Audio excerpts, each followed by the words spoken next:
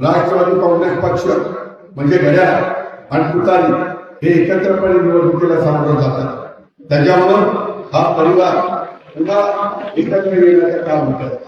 तुम्ही सगळ्यांनी अतिशय तरुणपणामध्ये माझ्यासारख्या कार्यकर्त्याला 1991 मध्ये खासदार केलं।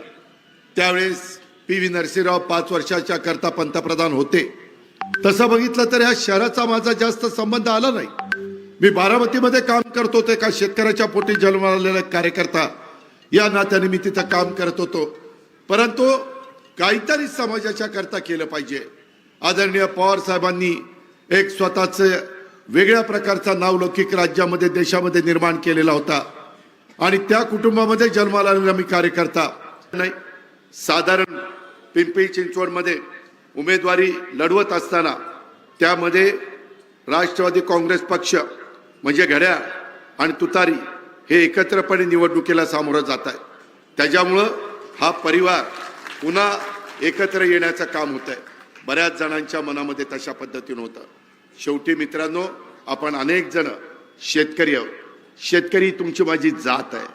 त्याच्यामुळं महाराष्ट्राच्या सर्वांगीण विकासाच्या करता काही गोष्टी कराव्या लागतात आणि तशा पद्धतीनं ह्यावेळेस ह्या सगळे नेते मंडळी बसलेली होती आणि जागांचं वाटप करत असताना काही पुढं मागं सरकून व्यवस्थित जागांचं वाटप केलेलं आहे। तुम्हाला 2 दिवसात ती माहिती मिळेल, कारण मी आत्ता बोललो आणि काही नाही झालं। बघा काय यांनी सांगितलं आणि काय झालं। त्याच्यामुळं जरा 2 दिवस कळ काढा। 2 दिवसांनी तुम्हाला काय समजायचं ते सगळं समजेल। पण आपण मात्र कुठल्याही भूलथापांना बळी पडू नका, कुणाच्याही दादागिरीला बळी पडू नका, कुणाच्याही धापडशाहीला बळी पडू नका।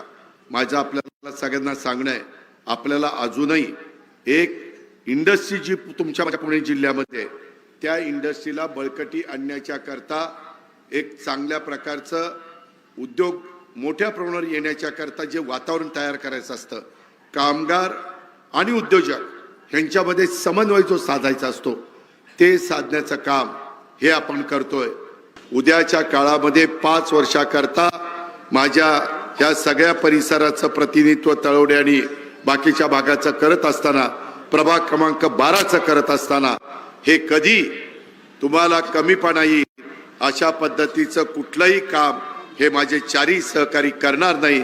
माझ्या 2 लाडक्या बहिणी पण करणार नाही आणि आमचे 2 भाऊ पण करणार नाही। हा देखील शब्द मी आपल्याला देतो आणि जे काम त्यांच्याकडनं होणार नाही ते काम करून देण्याच्या करता मी अजित पवार कुठं कमी पडणार नाही, हा देखील माझा तुम्हाला शब्द आहे।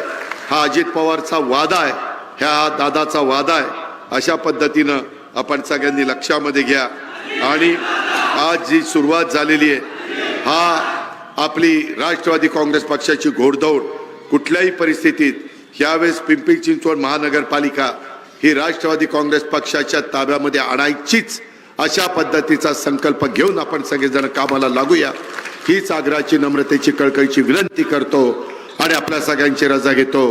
जय हिंद, जय महाराष्ट्र, जय राष्ट्रवादी।